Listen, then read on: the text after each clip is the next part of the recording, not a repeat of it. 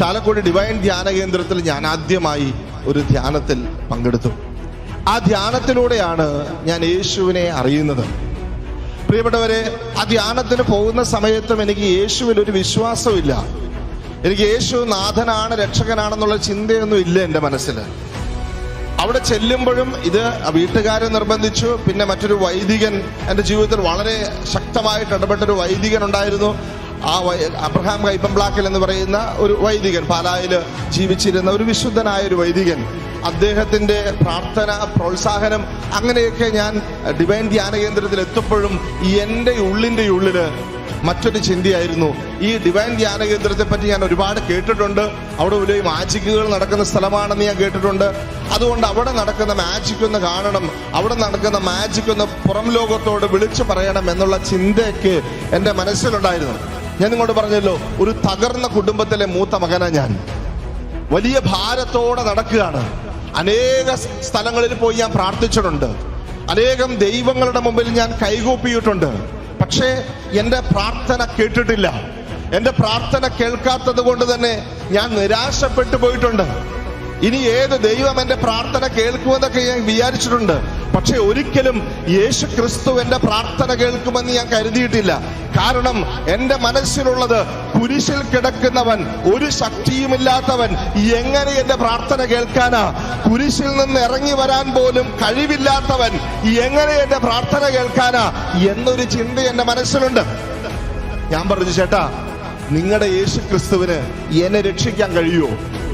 അപ്പൊ ഈ മനുഷ്യൻ പറഞ്ഞു, നിന്നെ രക്ഷിക്കാൻ യേശു ക്രിസ്തുവിന് കഴിയും, നീ വിശ്വസിക്ക്. ഞാൻ പറഞ്ഞു, ഞാൻ വിശ്വസിക്കാം. പക്ഷെ ഒരു കാര്യമുണ്ട്, നിങ്ങളുടെ യേശു ക്രിസ്തുവിനോട് ഇനിയുള്ള 3 ദിവസം ഞാൻ പ്രാർത്ഥിക്കാം. പ്രാർത്ഥിച്ചിട്ട് എന്റെ പ്രാർത്ഥനയ്ക്ക് നിങ്ങളുടെ യേശു ക്രിസ്തു മറുപടി തന്നില്ലെങ്കിൽ ഞാൻ പ്രതികാരം ചെയ്തിട്ടേ പോവുള്ളൂ. അപ്പൊ ഈ മനുഷ്യൻ ചോദിച്ചു, എന്ത് പ്രതികാരം നീ ചെയ്യാൻ പോകുന്നേ? പെട്ടെന്ന് ഞാൻ ആ ക്രൂശിത രൂപത്തിലേക്കൊന്ന് നോക്കി. ഞാൻ ഏത് ക്രൂശിത രൂപത്തിൽ കാർക്കിച്ചു തുപ്പുമെന്ന് പറഞ്ഞു, ആ ക്രൂശിത രൂപത്തിലേക്ക് നോക്കിയപ്പോ എന്റെ മനസ്സങ്ങ് പെടഞ്ഞു. ഞാൻ വലിയ വായിൽ നിലവിളിക്കാൻ തുടങ്ങി. എനിക്ക് പേടിപ്പെടുത്തുന്ന തരത്തില് ഒരു കാഴ്ച ഞാൻ കണ്ടു. ആ കാഴ്ച ഇതാണ്: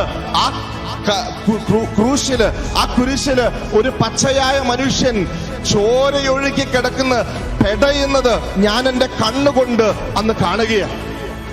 പാഷൻ ഓഫ് ക്രൈസ്റ്റ് സിനിമയൊന്നും ഇറങ്ങിയിട്ടില്ല. 2004 ഇറങ്ങുന്നത്.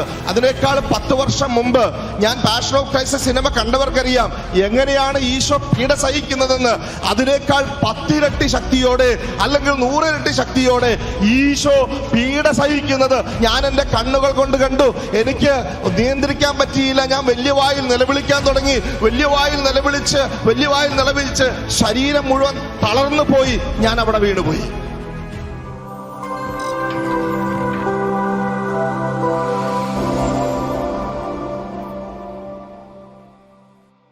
സങ്കീർത്തനം 119:71 വചനം: ദുരിതങ്ങൾ എനിക്ക് ഉപകാരമായി, തന്മൂലം ഞാൻ അങ്ങയുടെ ചട്ടങ്ങൾ അഭ്യസിച്ചു. ദുരിതങ്ങൾ എനിക്ക് ഉപകാരമായി, തന്മൂലം ഞാൻ അങ്ങയുടെ ചട്ടങ്ങൾ അഭ്യസിച്ചു. പ്രിയപ്പെട്ടവരെ, ഞാൻ ഇന്ന് ഈ കൺവെൻഷൻ പന്തലിൽ നിങ്ങളുടെ മുമ്പിൽ നിൽക്കുമ്പോൾ എൻ്റെ മനസ്സിലേക്ക് വരുന്നൊരു വചനമാണിത്: ദുരിതങ്ങൾ എനിക്ക് ഉപകാരമായി, അതുകൊണ്ട് നമ്മുടെ കർത്താവിൻ്റെ ചട്ടങ്ങൾ അഭ്യസിക്കാനും നമ്മുടെ കർത്താവിനെ ആരാധിക്കാനും മഹത്വപ്പെടുത്താനും ദൈവം എനിക്ക് നല്ല സമയം അനുവദിച്ചു തന്നു. Price the Lord, hallelujah. പ്രിയപ്പെട്ടവരെ, നിങ്ങളുടെ മുമ്പിൽ എന്നെ പരിചയപ്പെടുത്തി. എൻ്റെ പേര് സ്റ്റീഫൻ എന്നാണ്. ഞാൻ കണ്ണൂർ ഇടവകയാണ് എൻ്റെ സ്വന്തം ഇടവക. കണ്ണൂർ ടൗൺ പള്ളിയാണ്. പക്ഷെ ഇന്ന് നിങ്ങളുടെ മുമ്പിൽ സ്റ്റീഫൻ എന്ന പേരിൽ നിൽക്കുമ്പോൾ അതിനു മുമ്പ് ഒരു ചരിത്രമുണ്ടായിരുന്നു. സ്റ്റീഫൻ അല്ലാതിരുന്ന ഒരു കാലത്തെ ഒരു ചരിത്രം ഉണ്ടായിരുന്നു. അത് നിങ്ങളുടെ മുമ്പിൽ അല്പസമയം കൊണ്ട് പങ്കുവയ്ക്കാനായിട്ടാണ് ഈ സമയത്ത് നിൽക്കുക. പ്രിയപ്പെട്ടവരെ, ഒരു ഹൈന്ദവ കുടുംബത്തിൽ ജനിച്ച് വളർന്ന വ്യക്തിയാണ് ഞാൻ. ഇന്ന് കർത്താവിൻ്റെ ദാസനായി നിങ്ങളുടെ മുമ്പിൽ നിൽക്കുമ്പോൾ എന്നെ ഇങ്ങോട്ടേക്ക് എത്തിച്ചത് വചനം നമ്മൾ വായിച്ചതുപോലെ എൻ്റെ ജീവിതത്തിലുണ്ടായ ദുരിതങ്ങളായിരുന്നു. ആ ദുരിതങ്ങളിലൂടെ, എൻ്റെ കുടുംബത്തിലുണ്ടായ ദുരിതങ്ങളിലൂടെ ദൈവം എന്നെ തൻ്റെ സ്നേഹത്തിലേക്ക്, തൻ്റെ തിരുഹൃദയത്തിലേക്ക് ചേർത്ത് വെച്ചു. അപ്പനമ്മ, 3 മക്കള്, അങ്ങനെയുള്ള ഒരു ചെറിയ കുടുംബം. മക്കളിൽ മൂത്തവനാ ഞാൻ. പ്രിയപ്പെട്ടവരെ, ഞാൻ കർത്താവിലേക്ക് ഇന്ന് കടന്നു വന്നിട്ടുണ്ടെങ്കിൽ അതിൻ്റെ കാരണം ഈ ചെറിയ കുടുംബത്തിലുണ്ടായ പ്രശ്നങ്ങൾ കൊണ്ടാണ്. ചാച്ചനും അമ്മയും തമ്മിലുണ്ടായ വലിയ പ്രശ്നങ്ങൾ എന്ന് പറയുമ്പോൾ സാധാരണ മധ്യസ്ഥം ആൾക്കാരൊക്കെ വിചാരിച്ചിട്ട് തീരാത്ത, പോലീസ് സ്റ്റേഷനിൽ നിൽക്കാത്ത, കോടതികളിൽ പോലും നിൽക്കാത്ത തരത്തിലുള്ള പ്രശ്നങ്ങളിലൂടെ ഞങ്ങളുടെ കുടുംബം കടന്നുപോയി. ദൈവമില്ലാത്ത കുടുംബത്തിൽ ധാരാളം പ്രശ്നങ്ങൾ ഉണ്ടാകും എന്നുള്ളതിന് ഏറ്റവും വലിയൊരു ഉദാഹരണം ഞങ്ങളുടെ കുടുംബം തന്നെയായിരുന്നു. ഞങ്ങളുടെ കുടുംബത്തിൽ ആർക്കും ദൈവവിശ്വാസമില്ല, യേശുവിനെ അറിഞ്ഞിട്ടില്ല, യേശുവിനെ ആരാധിക്കുന്നൊരു കുടുംബമല്ല. മറിച്ച് അവിടെ പ്രശ്നങ്ങൾ മാത്രമുള്ളൊരു കുടുംബമാണ്. ഓർമ്മ വെച്ച നാള് മുതൽ ഞാൻ പ്രശ്നങ്ങൾ മാത്രം കണ്ടു വളർന്ന ഒരു കുട്ടിയാണ് ഞാൻ. ഓർമ്മ വെച്ച നാള് മുതൽ ചാച്ചനും അമ്മയും തമ്മിലുള്ള വഴക്ക്, ബഹളം, മധ്യസ്ഥങ്ങൾ, അങ്ങനെയുള്ള കാര്യങ്ങളൊക്കെ കണ്ടു വളർന്നു. അങ്ങനെ ചാച്ചൻ്റെ കൂടെ, ഞാൻ ചാച്ചൻ്റെ പക്ഷക്കാരനായതുകൊണ്ട് ചാച്ചൻ്റെ കൂടെ നാട് വിട്ടുപോയി. എൻ്റെ പഠനം തന്നെ, ഞാൻ 8ാം ക്ലാസ് മുതൽ പഠിക്കുന്നത് തന്നെ ചാച്ചൻ എവിടെയൊക്കെ പോയി താമസിച്ച് ജോലി ചെയ്യുന്നോ അവിടെ പോയി അവിടെ നിന്ന് സ്കൂളിലേക്ക് വന്ന് പഠിക്കുന്ന ഒരു വിദ്യാർത്ഥിയായിരുന്നു. ചാച്ചൻ ആശാരിയായിരുന്നു. ചാച്ചൻ എവിടെയൊക്കെയാണോ പണിസ്ഥലം ഉള്ളത് അവിടെ നിന്നൊക്കെയാണ് ഞാൻ സ്കൂളിൽ വന്നുകൊണ്ടിരുന്നത്. അങ്ങനെ എൻ്റെ ബാല്യം അങ്ങനെ മുന്നോട്ട് പോയി. പ്രീ ഡിഗ്രി കാലഘട്ടമൊക്കെ വന്നു. ആ സമയത്തും എൻ്റെ പഠിത്തം ഇതുപോലെ തന്നെ കൂടുതൽ ക്ലാസ്സിൽ പോകുന്നതിനേക്കാൾ അപ്പുറമായിട്ട് കോടതിയിലും പോലീസ് സ്റ്റേഷനിലും കയറി ഇറങ്ങി എൻ്റെ വിദ്യാഭ്യാസ കാലഘട്ടം കടന്നുപോയി. ഡിഗ്രി ആയപ്പോഴേക്കും, പ്രീ ഡിഗ്രി ക്ലാസ്സോടുകൂടിയൊക്കെ പാസ്സായതാണെങ്കിലും ഡിഗ്രി ആയപ്പോഴേക്കും തന്നെ എനിക്ക് കോളേജിൽ പോകാനായിട്ടൊന്നും പറ്റിയില്ല. അതുകൊണ്ട് ചാച്ചൻ്റെ കൂടെ പണിസ്ഥലത്ത് പണിയെടുത്ത്, പകല് ആശാരിപ്പണിയെടുത്ത്, രാത്രി ഇരുന്ന് പഠിച്ച് അങ്ങനെ എൻ്റെ ഡിഗ്രി ഒക്കെ പൂർത്തിയാക്കി അങ്ങനെ മുന്നോട്ട് പോവുകയാണ്. ആ കാലഘട്ടത്തിലാണ് ഞാൻ യേശുവിനെ പരിചയപ്പെടുക. കാരണം ചാച്ചൻ്റെ ഒളിവ് ജീവിതത്തിൽ, ചാച്ചൻ്റെ പേരിൽ ഒരുപാട് കേസുകൾ ഇങ്ങനെ കൊടുത്തതുണ്ടായിരുന്നു. അപ്പം ചാച്ചൻ കോടതിയിൽ പോകാനായിട്ട് ഒരു മടി വന്നു, കാരണം കേസുകളുടെ എണ്ണം കൂടി. അങ്ങനെ വന്നു കഴിഞ്ഞപ്പോൾ ചാച്ചൻ ഒരു ഒളിവ് ജീവിതത്തിലേക്ക് പോയി. ചാച്ചൻ്റെ പക്ഷക്കാരനായി ഞാൻ ചാച്ചൻ്റെ കൂടെ പോയി ഹൈറേഞ്ചിൽ പോയി താമസിക്കുകയാണ്. അവിടെ വെച്ചാണ് ഞങ്ങൾ, ചാച്ചനും ഞാനും ഒക്കെ അവിടെ നിന്ന് പണിയെടുക്കുന്നു. പ്രിയപ്പെട്ടവരെ, ആ കാലഘട്ടത്തിലാണ് ഞാൻ യേശുവിനെ അറിയുന്നത്. ഞങ്ങൾ പണിയെടുത്ത കുടുംബം അത് നല്ലൊരു കത്തോലിക്ക കുടുംബമായിരുന്നു. അവർക്ക് വേണ്ടി ഫർണിച്ചറുകൾ പണിത് കൊടുക്കുന്ന ജോലിയായിരുന്നു ഞങ്ങൾ ചെയ്തുകൊണ്ടിരുന്നത്. ഞങ്ങൾക്ക് കൂലി കിട്ടും. എല്ലാ ദിവസവും സന്ധ്യയ്ക്ക് പ്രാർത്ഥിക്കുന്ന ഒരു കുടുംബം. അവരുടെ വീട്ടിൽ ചെന്ന് ഭക്ഷണം കഴിക്കാനായിട്ട് ഞങ്ങൾ പോകുമ്പോൾ അവർ സന്ധ്യാപ്രാർത്ഥന കഴിഞ്ഞ് സ്തുതി തരുന്നൊരു പരിപാടി ഞങ്ങൾക്കും തരുമായിരുന്നു. ചാച്ചനും സ്തുതി തരും, എനിക്കും സ്തുതി തരും. അങ്ങനെ ആ പരിപാടി എന്ന് ഞാൻ പറയുന്ന അന്നത്തെ കാലത്ത് എന്നെ സംബന്ധിച്ച് അതൊരു പരിപാടിയാണ്. ആ പരിപാടി നന്നായിട്ട് ആസ്വദിക്കും. കാരണം ഫ്രീ ആയിട്ട് കിട്ടുന്ന ഒരു സ്തുതിയാണ്. അതുകൊണ്ട് ആ സ്തുതി വാങ്ങിക്കും. തിരിച്ച് അങ്ങനെ മുന്നോട്ട് പോയി. കുറെ ദിവസങ്ങൾ കഴിഞ്ഞപ്പോൾ അവിടുത്തെ മൂത്ത ചേച്ചി എന്നോട് പറഞ്ഞു, ഇനി കുരിശു വരയ്ക്കാത്തവർക്ക് സ്തുതിയില്ല കേട്ടോ എന്ന് പറഞ്ഞു. കുരിശു വരയ്ക്കാത്തവർക്ക് സ്തുതിയില്ല. എനിക്ക് സങ്കടം തോന്നി. കാരണം എന്നെ ഒരുപാട് ഇഷ്ടപ്പെടുന്ന ഒരു കുടുംബമാണ്. അവരെ പിണക്കരുത്. മാത്രമല്ല, ഞങ്ങളവിടെ, ഞാൻ പറഞ്ഞില്ലേ, നേരത്തെ പറഞ്ഞതുപോലെ ഒളിവ് ജീവിതമാണ്. അതുകൊണ്ട് അവരെ പിണക്കരുത് എന്നുള്ള ഒരു ചിന്തയും എൻ്റെ മനസ്സിലുണ്ട്. പിറ്റേ ദിവസം ഇവരുടെ വീട്ടിലേക്ക് ഭക്ഷണത്തിനായിട്ട് ചെല്ലുമ്പോൾ അവർ കുരിശ് വരയ്ക്കുന്നില്ല, പ്രാർത്ഥിക്കുന്നില്ല. അപ്പം ഞാൻ വിചാരിച്ചു രക്ഷപ്പെട്ടു എന്ന് വിചാരിച്ചു. ഞാൻ ചോദിച്ചു, കുരിശ് വരയെല്ലാം കഴിഞ്ഞോ? അപ്പോൾ ഉടനെ അവരെന്നോട് പറയാണ്, നിന്നെ കാത്തിരിക്കുകയാണ് കുരിശ് വരയ്ക്കാൻ വേണ്ടിയിട്ട്. അങ്ങനെ ആദ്യമായി ഞാൻ അവരുടെ കൂടെ കുരിശുവരയിൽ പങ്കെടുത്തു. ദിവസങ്ങൾ കഴിഞ്ഞപ്പോൾ പതുക്കെ സ്വർഗസ്ഥനായ പിതാവ്, നന്മ നിറഞ്ഞ മറിയമേ എന്നുള്ള പ്രാർത്ഥനയൊക്കെ ചൊല്ലാനൊക്കെ ആയിട്ട് ഇങ്ങനെ തുടങ്ങി. 1994 നവംബർ മാസം 13 മുതൽ 18 വരെ ചാലക്കുടി ഡിവൈൻ ധ്യാന കേന്ദ്രത്തിൽ ഞാൻ ആദ്യമായി ഒരു ധ്യാനത്തിൽ പങ്കെടുത്തു. ആ ധ്യാനത്തിലൂടെയാണ് ഞാൻ യേശുവിനെ അറിയുന്നത്. പ്രിയപ്പെട്ടവരെ, ആ ധ്യാനത്തിന് പോകുന്ന സമയത്തും എനിക്ക് യേശുവിൽ ഒരു വിശ്വാസമില്ല. എനിക്ക് യേശു നാഥനാണ്, രക്ഷകനാണെന്നുള്ള ചിന്തയൊന്നും ഇല്ല എൻ്റെ മനസ്സിൽ. അവിടെ ചെല്ലുമ്പോഴും ഇത് വീട്ടുകാരെ നിർബന്ധിച്ചു. പിന്നെ മറ്റൊരു വൈദികൻ, എൻ്റെ ജീവിതത്തിൽ വളരെ ശക്തമായിട്ട് ഇടപെട്ടൊരു വൈദികൻ ഉണ്ടായിരുന്നു. ആ അബ്രഹാം കൈപ്പംപ്ലാക്കൽ എന്ന് പറയുന്ന ഒരു വൈദികൻ, പാലായിൽ ജീവിച്ചിരുന്ന ഒരു വിശുദ്ധനായ ഒരു വൈദികൻ. അദ്ദേഹത്തിൻ്റെ പ്രാർത്ഥന, പ്രോത്സാഹനം, അങ്ങനെയൊക്കെ ഞാൻ ഡിവൈൻ ധ്യാന കേന്ദ്രത്തിൽ എത്തുമ്പോഴും എൻ്റെ ഉള്ളിൻ്റെ ഉള്ളിൽ മറ്റൊരു ചിന്തയായിരുന്നു. ഈ ഡിവൈൻ ധ്യാന കേന്ദ്രത്തെ പറ്റി ഞാൻ ഒരുപാട് കേട്ടിട്ടുണ്ട്. അവിടെ വലിയ മാജിക്കുകൾ നടക്കുന്ന സ്ഥലമാണെന്ന് ഞാൻ കേട്ടിട്ടുണ്ട്. അതുകൊണ്ട് അവിടെ നടക്കുന്ന മാജിക് ഒന്ന് കാണണം, അവിടെ നടക്കുന്ന മാജിക് ഒന്ന് പുറം ലോകത്തോട് വിളിച്ചു പറയണം എന്നുള്ള ചിന്തയൊക്കെ എൻ്റെ മനസ്സിലുണ്ടായിരുന്നു. എന്തായാലും ഇതൊരു അവസരമാണെന്ന് കരുതിയാണ് 94 നവംബർ 13 ഞാൻ ഡിവൈൻ ധ്യാന കേന്ദ്രത്തിലേക്ക് എത്തിയത്. ആദ്യത്തെ 3 ദിവസം ഞാൻ കണ്ണടച്ചില്ല, സ്തുതിക്കാൻ പറയുമ്പോൾ സ്തുതിച്ചില്ല, കൈ ഉയർത്താൻ പറയുമ്പോൾ കൈ ഉയർത്തിയില്ല. കാരണം എൻ്റെ മനസ്സിലുള്ളത് ഇവിടെ നടക്കുന്ന മാജിക് ഒന്ന് കണ്ടുപിടിക്കണം. അതിനുവേണ്ടി ഞാൻ ഇവിടെ വന്നു, അതിനുവേണ്ടി ഞാനിങ്ങനെ ആകാംക്ഷയോടുകൂടി കാത്തിരുന്നു. പ്രിയപ്പെട്ടവരെ, ബുധനാഴ്ച കൗൺസിലിംഗ് സമയത്ത് കർത്താവിനോട് വളരെ വളരെ വ്യക്തിപരമായിട്ട് സംസാരിച്ചു. കൗൺസിലർ എന്നോട് പറഞ്ഞു, നീ ബൈബിൾ തുറന്ന് വായിക്കുക. ഒരുപാട് കാര്യങ്ങൾ അദ്ദേഹം എന്നോട് പങ്കുവെച്ചു. യേശുവിനെ പറ്റി പങ്കുവെച്ചപ്പോൾ ഞാൻ അദ്ദേഹത്തിന്റെ മുഖത്ത് നോക്കിയും പറഞ്ഞു, അത് പള്ളിയിൽ പോയി പറഞ്ഞാൽ മതി. യേശുവിനെ നാഥനും രക്ഷകനുമായി സ്വീകരിക്കണമെന്ന് പറഞ്ഞപ്പോൾ ഞാൻ പറഞ്ഞു, അത് ചേട്ടാ പള്ളിയിൽ പോയി പറഞ്ഞാൽ മതി. പ്രിയപ്പെട്ടവരെ, അങ്ങനെ ഇരിക്കുമ്പോൾ ഈ മനുഷ്യൻ എൻ്റെ മുമ്പിൽ തോക്കുകയാണ്. ഈ കൗൺസിലർ എൻ്റെ മുമ്പിൽ തോറ്റിട്ട് എന്നോട് പറഞ്ഞു, മോനെ ഞാൻ തോറ്റു, പക്ഷെ തോൽക്കാത്തവൻ ഒരുവനുണ്ട്, അത് യേശു ക്രിസ്തുവാണ്. അതുകൊണ്ട് അവൻ നിന്നോട് സംസാരിക്കും. എൻ്റെ കയ്യിലേക്ക് ബൈബിൾ എടുത്തു തന്നു. എന്നിട്ട് പറഞ്ഞു, തുറന്ന് വായിക്കുക എന്ന് പറഞ്ഞു. ഞാൻ ബൈബിൾ എടുത്തു, തുറന്നു. 2-3 വരികൾ അണ്ടർലൈൻ ചെയ്തു വെച്ചിരിക്കുന്നത് ഞാൻ കണ്ടു. എന്തായാലും അത് തന്നെ അങ്ങ് വായിച്ചേക്കാം എന്ന് കരുതി ഞാൻ ആ വചനം ഒന്ന് വായിച്ചു.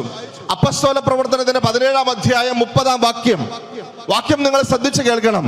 എന്റെ ജീവിതവുമായി ചേർത്ത് വെച്ചുകൊണ്ട് നിങ്ങൾ ആ വാക്യം കേൾക്കണം.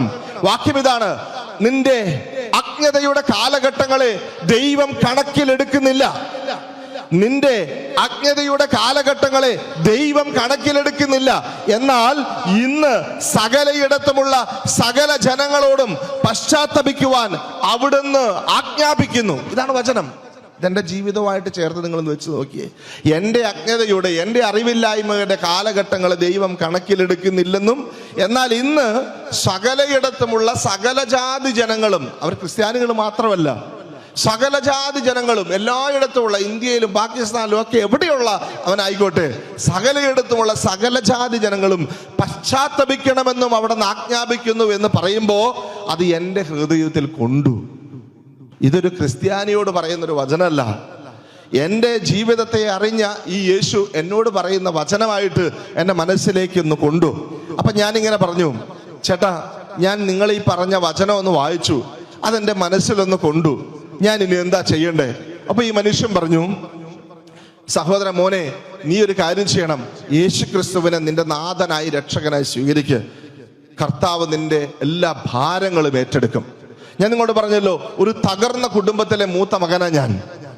വലിയ ഭാരത്തോടെ നടക്കുകയാണ്. അനേക സ്ഥലങ്ങളിൽ പോയി ഞാൻ പ്രാർത്ഥിച്ചിട്ടുണ്ട്. അനേകം ദൈവങ്ങളുടെ മുമ്പിൽ ഞാൻ കൈകൂപ്പിയിട്ടുണ്ട്. പക്ഷേ എൻ്റെ പ്രാർത്ഥന കേട്ടിട്ടില്ല. എൻ്റെ പ്രാർത്ഥന കേൾക്കാത്തത് കൊണ്ട് തന്നെ ഞാൻ നിരാശപ്പെട്ടു പോയിട്ടുണ്ട്. ഇനി ഏത് ദൈവം എൻ്റെ പ്രാർത്ഥന കേൾക്കുമെന്നൊക്കെ ഞാൻ വിചാരിച്ചിട്ടുണ്ട്. പക്ഷെ ഒരിക്കലും യേശു ക്രിസ്തു എൻ്റെ പ്രാർത്ഥന കേൾക്കുമെന്ന് ഞാൻ കരുതിയിട്ടില്ല. കാരണം എൻ്റെ മനസ്സിലുള്ളത്, കുരിശിൽ കിടക്കുന്നവൻ, ഒരു ശക്തിയുമില്ലാത്തവൻ എങ്ങനെ എൻ്റെ പ്രാർത്ഥന കേൾക്കാനാ? കുരിശിൽ നിന്ന് ഇറങ്ങി വരാൻ പോലും കഴിവില്ലാത്തവൻ എങ്ങനെ എൻ്റെ പ്രാർത്ഥന കേൾക്കാനാ എന്നൊരു ചിന്ത എൻ്റെ മനസ്സിലുണ്ട്. ഞാൻ പറഞ്ഞു, ചേട്ടാ, നിങ്ങളുടെ യേശു ക്രിസ്തുവിന് എന്നെ രക്ഷിക്കാൻ കഴിയുമോ? അപ്പൊ ഈ മനുഷ്യൻ പറഞ്ഞു, നിന്നെ രക്ഷിക്കാൻ യേശു ക്രിസ്തുവിന് കഴിയും, നീ വിശ്വസിക്ക്. ഞാൻ പറഞ്ഞു, ഞാൻ വിശ്വസിക്കാം. പക്ഷെ ഒരു കാര്യമുണ്ട്, നിങ്ങളുടെ യേശു ക്രിസ്തുവിനോട് ഇനിയുള്ള 3 ദിവസം ഞാൻ പ്രാർത്ഥിക്കാം. പ്രാർത്ഥിച്ചിട്ട് എൻ്റെ പ്രാർത്ഥനയ്ക്ക് നിങ്ങളുടെ യേശു ക്രിസ്തു മറുപടി തന്നില്ലെങ്കിൽ ഞാൻ പ്രതികാരം ചെയ്തിട്ടേ പോവുള്ളൂ. അപ്പൊ ഈ മനുഷ്യൻ ചോദിച്ചു, എന്ത് പ്രതികാരം നീ ചെയ്യാൻ പോകുന്നേ? ഡിവൈൻ ധ്യാന കേന്ദ്രത്തിൽ പണ്ട് പോയിട്ടുള്ളവർക്കറിയാം, അവിടെ സ്റ്റേജിന്റെ വലതുവശത്ത് വലിയൊരു ക്രൂശിത രൂപം ഇരിപ്പുണ്ട്. ഞാൻ പറഞ്ഞു, ഈ 3 ദിവസം പ്രാർത്ഥിച്ചിട്ട് നിങ്ങളുടെ യേശു ക്രിസ്തു എനിക്ക് എൻ്റെ പ്രാർത്ഥനയ്ക്ക് ഉത്തരം തന്നില്ലെങ്കിൽ ഞാൻ ആ ക്രൂശിത രൂപത്തിൽ കാർക്കിച്ച് തുപ്പിയിട്ട് പോകും. ഇന്നെനിക്ക് പറയുമ്പോൾ വേദനയുണ്ട് കേട്ടോ. പക്ഷെ അന്ന് ഞാൻ പറഞ്ഞ വാക്കങ്ങനെയാ. അപ്പൊ ഈ മനുഷ്യൻ പറഞ്ഞു, കൗൺസിലർ പറഞ്ഞു, മോനെ അങ്ങനെയൊന്നും പറയരുത്. ഞാൻ പറഞ്ഞു, ചേട്ടാ, ഞാൻ ഒരുപാട് പ്രാർത്ഥിച്ചിട്ടുണ്ട്, ഒരുപാട് സ്ഥലത്ത് പോയി പ്രാർത്ഥിച്ചിട്ടുണ്ട്, എൻ്റെ പ്രാർത്ഥനയ്ക്കൊന്നും ഉത്തരം കിട്ടിയിട്ടില്ല. ഇനി ഈ കുരിശിൽ കിടക്കുന്നവൻ എൻ്റെ പ്രാർത്ഥന കേൾക്കുമെങ്കിൽ ഞാൻ വാക്ക് തരുന്നു, ഞാൻ എൻ്റെ ജീവിതം മുഴുവൻ അവനായി മാറ്റിവെക്കും, ഞാൻ അവനെ മാത്രം സേവിക്കും. പക്ഷേ എൻ്റെ പ്രാർത്ഥനയ്ക്ക് ഉത്തരം തരാൻ ഈ ക്രൂശിതന് സാധിക്കുന്നില്ലെങ്കിൽ ഞാൻ പറയുന്നു, ഞാൻ പ്രതികാരം ചെയ്ത് ആ ക്രൂശിത രൂപനിലേക്ക് ഞാൻ കാർക്കിച്ച് തുപ്പിയിട്ട് പോകും. ചേട്ടൻ പറഞ്ഞു, മോനെ, യേശു നിന്റെ പ്രാർത്ഥന കേൾക്കും, എനിക്ക് ഉറപ്പാ, അവൻ വാഗ്ദാനങ്ങളിൽ വിശ്വസ്തന, ഉറപ്പായിട്ടും നിന്റെ പ്രാർത്ഥന കേൾക്കും, നീ നിരാശപ്പെടേണ്ടി വരില്ല എന്ന് പറഞ്ഞു. ഞാൻ പറഞ്ഞു, അങ്ങനെയെങ്കിൽ ഞാൻ ഈ യേശുവിനെ എൻ്റെ നാഥനും രക്ഷകനുമായി സ്വീകരിക്കും. പ്രിയപ്പെട്ടവരെ, 94 നവംബർ 18 തീയതി ധ്യാനം പിറ്റേ ദിവസം തീരും. അതിന്റെ തലേ ദിവസം അഭിഷേക ആരാധന നടക്കുക. ഞാൻ എല്ലാവരുടെ കൂടെ നിന്ന് പ്രാർത്ഥിക്കുകയാണ്. ഈ കൗൺസിലിംഗ് കഴിഞ്ഞതിന് ശേഷം ഞാൻ കണ്ണടയ്ക്കാനായിട്ട് പറയുമ്പോൾ കണ്ണടയ്ക്കും, കരമുയർത്താൻ പറയുമ്പോൾ കരമുയർത്തും, സ്തുതിക്കാൻ പറയുമ്പോൾ ഉറക്കെ സ്തുതിക്കും. ഈ പ്രാർത്ഥന ഈ യേശു കേട്ടെങ്കിൽ എനിക്ക് ജീവിതത്തിൽ കിട്ടുന്ന വലിയൊരു ഭാഗ്യമാത്. ഞാൻ അങ്ങനെ തന്നെ ചെയ്തു. പിന്നെ ഒരു മായവും ചേർക്കാൻ പോയില്ല. അഭിഷേകാരാധന നടക്കുകയാണ്. ധ്യാനം തീരുന്നതിന്റെ തലേ ദിവസം ബഹുമാനപ്പെട്ട വനക്കിലച്ചൻ സ്റ്റേജിൽ നിന്ന് അഭിഷേകാരാധന നയിക്കുന്നു. ഉറക്കെ സ്തുതിച്ച് കണ്ണടച്ച് പ്രാർത്ഥിച്ചു കൊണ്ടിരിക്കുമ്പോൾ എനിക്ക് എന്തോ ഒരു ഉൾപ്രേരണ ലഭിച്ച് കണ്ണൊന്ന് തുറന്നപ്പോൾ ഞാൻ കണ്ട കാഴ്ച, പെട്ടെന്ന് ഞാൻ ആ ക്രൂശിത രൂപത്തിലേക്കൊന്ന് നോക്കി. ഞാൻ ഏത് ക്രൂശിത രൂപത്തിൽ കാർക്കിച്ചു തുപ്പുമെന്ന് പറഞ്ഞോ ആ ക്രൂശിത രൂപത്തിലേക്ക് നോക്കിയപ്പോ എന്റെ മനസ്സങ്ങ് പെടഞ്ഞു. ഞാൻ വലിയ വായിൽ നിലവിളിക്കാൻ തുടങ്ങി. എനിക്ക് പേടിപ്പെടുത്തുന്ന തരത്തില് ഒരു കാഴ്ച ഞാൻ കണ്ടു. ആ കാഴ്ച ഇതാണ്, ആ ക്രൂശില്, ആ കുരിശില് ഒരു പച്ചയായ മനുഷ്യൻ ചോരയൊഴുക്കി കിടക്കുന്ന പെടയുന്നത് ഞാൻ എൻ്റെ കണ്ണുകൊണ്ട് അന്ന് കാണുകയാണ്. പാഷൻ ഓഫ് ക്രൈസ്റ്റ് സിനിമയൊന്നും ഇറങ്ങിയിട്ടില്ല. 2004 ഇറങ്ങുന്നത്. അതിനേക്കാൾ 10 വർഷം മുമ്പ് ഞാൻ പാഷൻ ഓഫ് ക്രൈസ്റ്റ് സിനിമ കണ്ടവർക്കറിയാം എങ്ങനെയാണ് ഈശോ പീഡ സഹിക്കുന്നതെന്ന്. അതിനേക്കാൾ 10 ഇരട്ടി ശക്തിയോടെ, അല്ലെങ്കിൽ 100 ഇരട്ടി ശക്തിയോടെ ഈശോ പീഡ സഹിക്കുന്നത് ഞാൻ എൻ്റെ കണ്ണുകൾ കൊണ്ട് കണ്ടു. എനിക്ക് നിയന്ത്രിക്കാൻ പറ്റിയില്ല. ഞാൻ വലിയ വായിൽ നിലവിളിക്കാൻ തുടങ്ങി. വലിയ വായിൽ നിലവിളിച്ച് ശരീരം മുഴുവൻ തളർന്നു പോയി. ഞാൻ അവിടെ വീണുപോയി. പ്രേക്ഷിതരെന്നെ എടുത്തോണ്ട് പോയി. ബോധം വന്നപ്പോ എനിക്കൊരു കാര്യം മനസ്സിലായി. എൻ്റെ തലയിൽ നിന്ന് ഒരു കിളി പറന്നുപോയി, ഒരു ഭാരം അങ്ങ് നീങ്ങിപ്പോയി. ഞാൻ അന്ന് മുതൽ 94 നവംബർ 18 മുതൽ ഇന്ന് 31 വർഷത്തോളമാകുന്നു. 30 വർഷം കഴിഞ്ഞ് 31ാമത്തെ വർഷത്തിലേക്ക് കടന്നിരിക്കുന്നു. എൻ്റെ യേശുവിനെ എൻ്റെ നാഥനും രക്ഷകനുമായി സ്വീകരിച്ച് അവനെ പ്രഘോഷിക്കുന്നു. Praise the Lord. സ്വരവൃത്തി പറഞ്ഞേ ഹല്ലേലൂയ. യേശുവേ നന്ദി, യേശുവേ ആരാധന. പ്രിയപ്പെട്ടവരെ, യേശുവിലേക്ക് വന്നാൽ സഹനമെല്ലാം തീർന്നു എന്നെൻ്റെ മനസ്സിൽ കുറെ പേര് പറഞ്ഞു തന്നു. യേശു എല്ലാ ഭാരങ്ങളും ദുരിതങ്ങളും ഏറ്റെടുക്കുന്നവനാണ്, സത്യമാണത്. പക്ഷെ യേശുവിലേക്ക് വന്നാൽ സഹനമെല്ലാം തീർന്നു എന്ന എൻ്റെ ധാരണ പിന്നീടുള്ള എൻ്റെ ജീവിതം തിരുത്തി. കാരണം ഞാൻ 96 മുതൽ കർത്താവിൻ്റെ വചനത്തിന് സാക്ഷിയായി ശുശ്രൂഷ ചെയ്യാൻ തുടങ്ങി. ഡിവൈൻ ധ്യാന കേന്ദ്രത്തിൽ തന്നെ കർത്താവിൻ്റെ ശുശ്രൂഷകരായിട്ട് ഞാൻ ഉണ്ടായിരുന്നു. അവിടെ മധ്യസ്ഥ പ്രാർത്ഥന ഗ്രൂപ്പിൻ്റെ ലീഡറായിട്ടും യൂത്ത് മിനിസ്ട്രിയുടെ കോർഡിനേറ്ററായിട്ടും ഒക്കെ പ്രവർത്തിച്ചു. അക്രൈസ്തവ കൂട്ടായ്മയുടെ സ്റ്റേറ്റ് കോർഡിനേറ്ററൊക്കെ ആയിട്ട് അങ്ങനെ പ്രവർത്തിച്ച് കർത്താവിനെ ശുശ്രൂഷ ചെയ്ത് അങ്ങനെ മുന്നോട്ട് പോകും. വലിയ സന്തോഷം.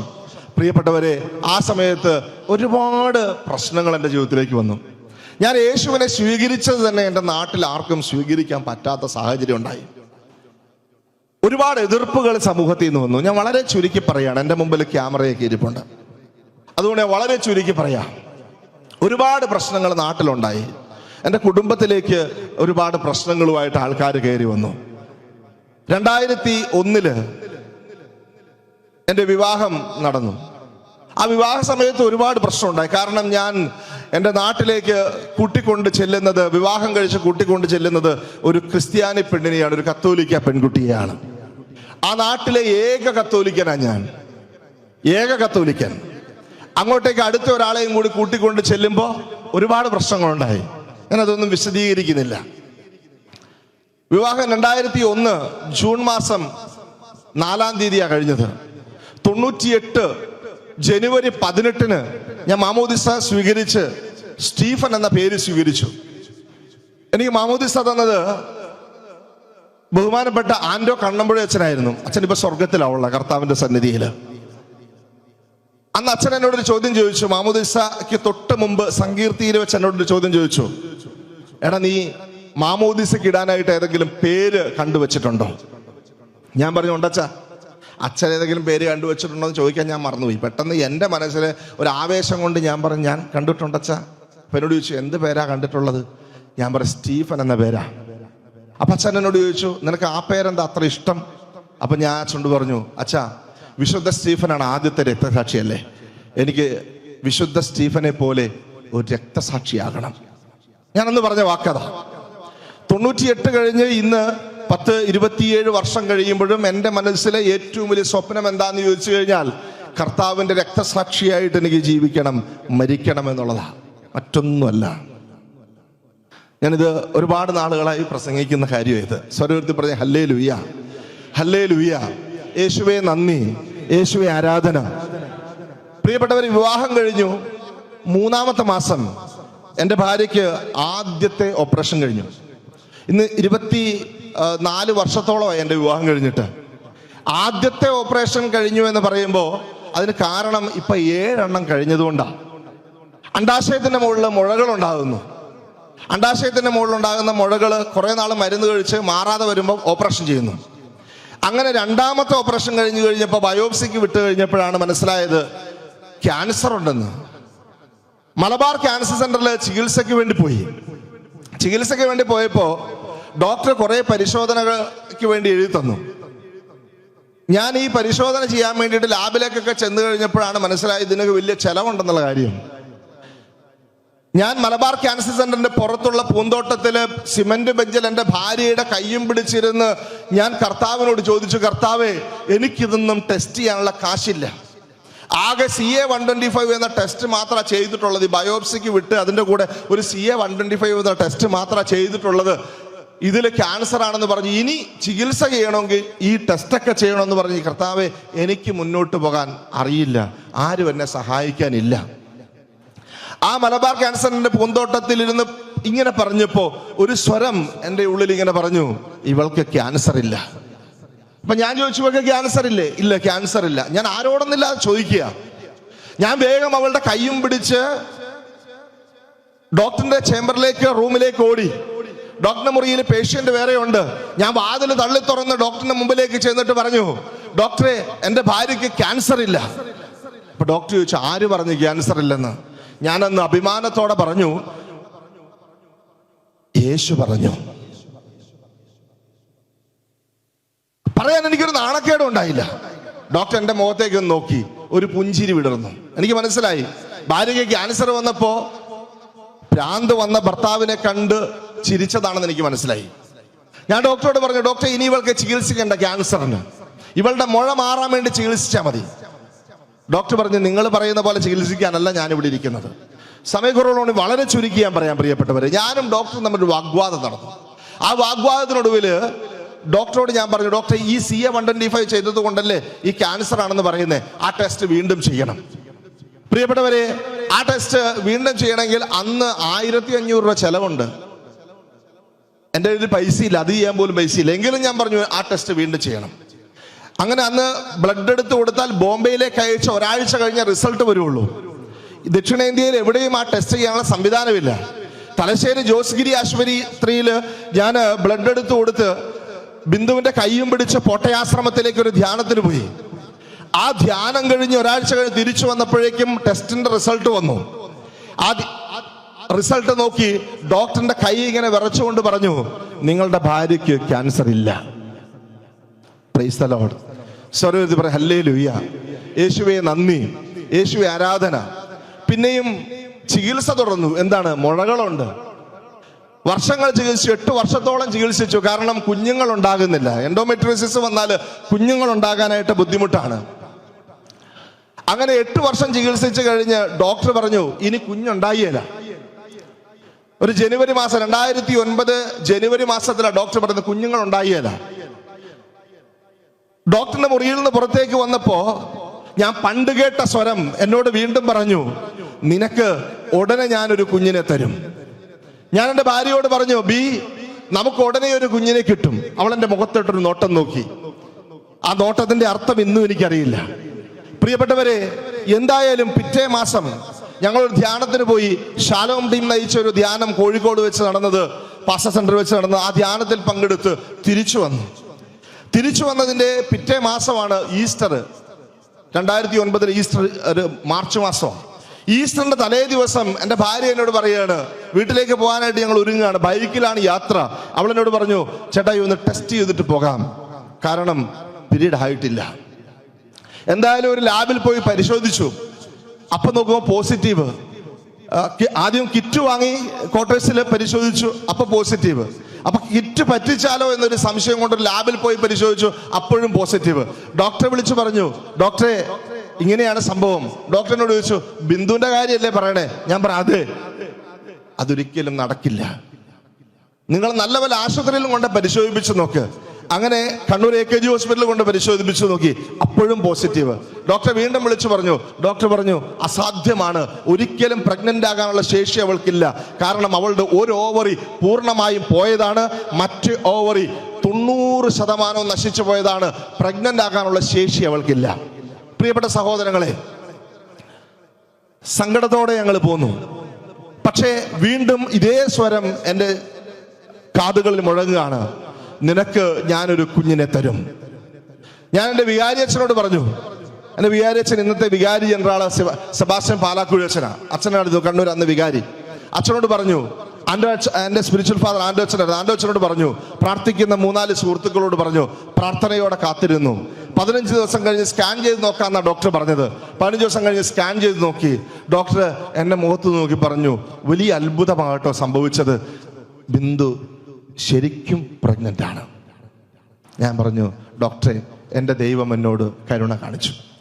2009 ഡിസംബർ മാസം 2-ാം തീയതി ദൈവം ഞങ്ങൾക്കൊരു ആൺകുഞ്ഞിനെ തന്നു.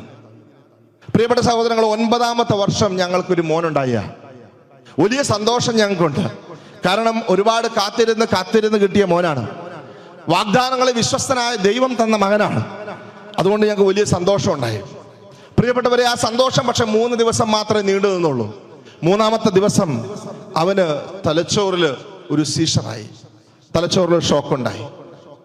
ആ ഷോക്കില് ഞാൻ വളരെ ചുരുക്കി പറയാം, ഇന്ന് അവന് കാഴ്ചയില്ല, ബുദ്ധിയില്ല, സംസാരശേഷിയില്ല, എഴുന്നേൽക്കാനുള്ള ശേഷിയില്ല.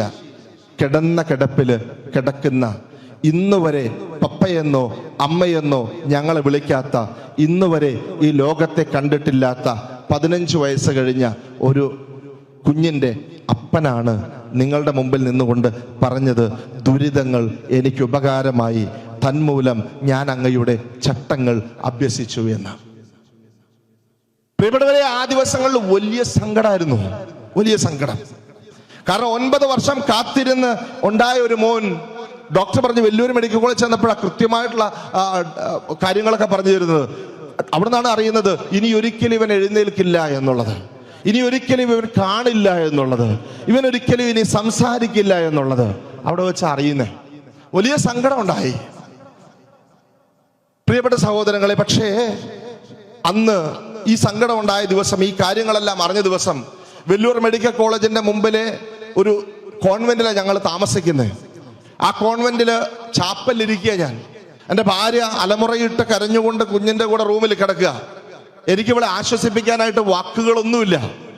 ഞാൻ ആ സമയത്ത് ചാപ്പലിൽ കയറിയിരുന്നു. ഞാനിങ്ങനെ കരഞ്ഞുകൊണ്ടിരിക്കുക. രാത്രി 1 മണി 2 മണിയോളം സമയമായി. ഇങ്ങനെ ഇരിക്കുമ്പോഴുണ്ട്, പെട്ടെന്ന് എന്നോട് ഒരു സ്വരം ഇങ്ങനെ സംസാരിക്കുകയാണ്, ഇത് ദുരിതമാണ്, സങ്കടമാണ് എന്ന് നിന്നോട് ആരാ പറഞ്ഞത്? ഞാൻ പറഞ്ഞു, ഇതിനേക്കാൾ ഇനി സങ്കടപ്പെടാനായിട്ട് എന്താ ഉണ്ടാകേണ്ടത്? ഞാൻ ആരോടൊന്നില്ലാതെ പറയുക.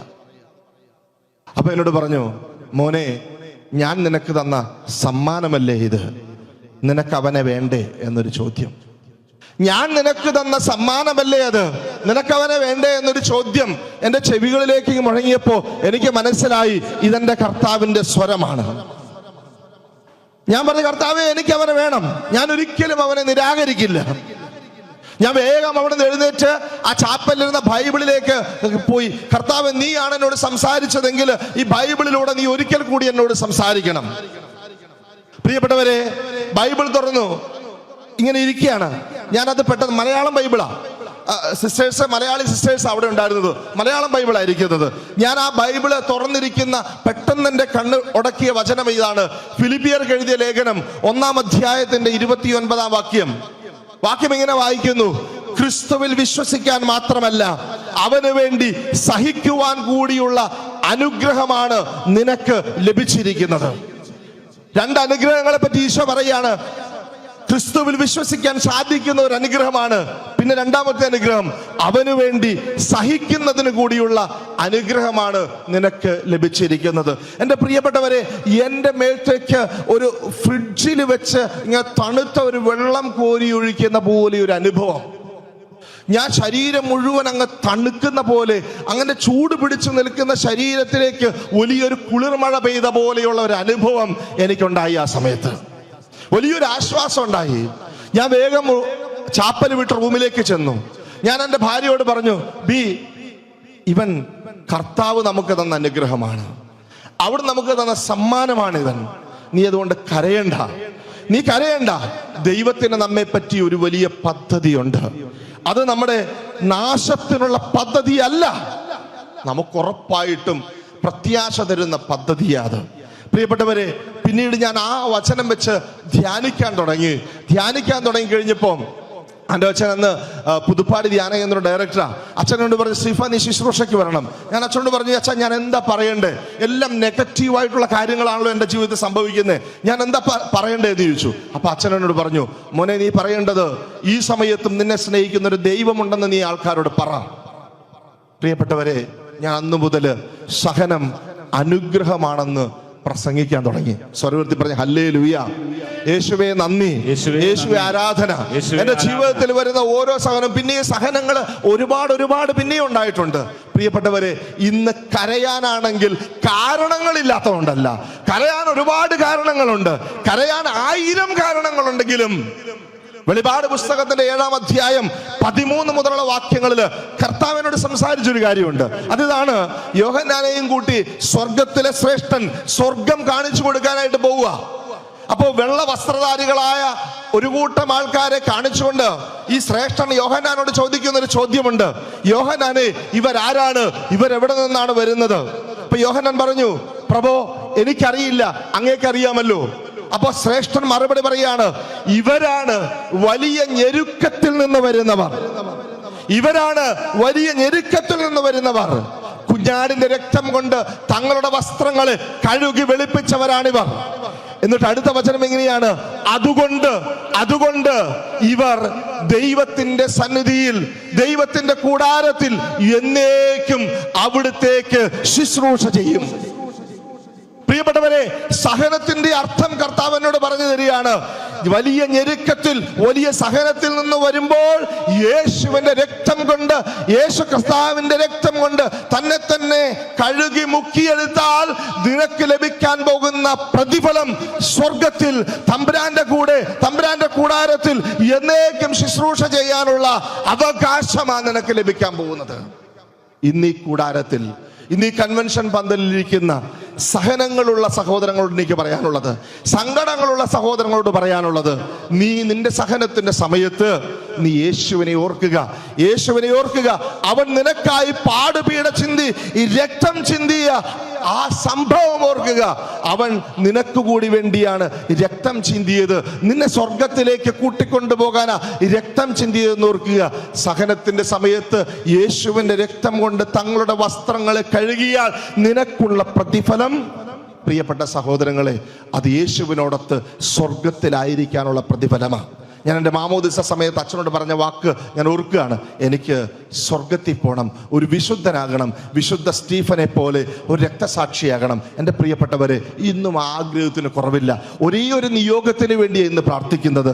ആ നിയോഗം ഒറ്റയൊന്നേ ഉള്ളൂ, സ്വർഗത്തിൽ പോകണം. ഇനി ഞാൻ ഒരു പോലീസുകാരനാണ്, ഒരു ASI ആണ് പ്രിയപ്പെട്ടവരെ. പക്ഷേ എൻ്റെ മുമ്പിൽ ഉയരങ്ങളിലേക്ക് എത്തണമെന്നുള്ളതല്ല ചിന്ത.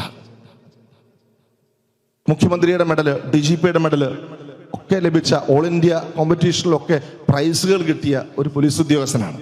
പക്ഷേ ഈ ലോകത്തിൻ്റെ എന്ത് നേട്ടങ്ങളെക്കാൾ അപ്പുറത്തേക്ക് എൻ്റെ ദൈവത്തിൻ്റെ സന്നിധിയിൽ ഒരു സീറ്റ് ഉറപ്പിക്കാൻ വേണ്ടിയിട്ട് ഓടുക. അതുകൊണ്ട് എനിക്ക് കിട്ടുന്ന സമയത്തെല്ലാം, ഇനി ഫ്രീ ഉള്ള സമയത്തെല്ലാം തമ്പുരാൻ്റെ വചനത്തിന് സാക്ഷിയായിട്ട് പോകും. നമ്മുടെ ഈ കള്ളാറ് തിരുഹൃദയ ധ്യാന കേന്ദ്രത്തിൽ ജോർജ് അച്ഛൻ്റെ കൂടെ എല്ലാ മാസവും 2 ധ്യാനത്തിന് ഞാനുണ്ട്. അതിൽ കരുണയുടെ ധ്യാനത്തിൽ മുഴുവൻ സമയം ഞാനുണ്ട്.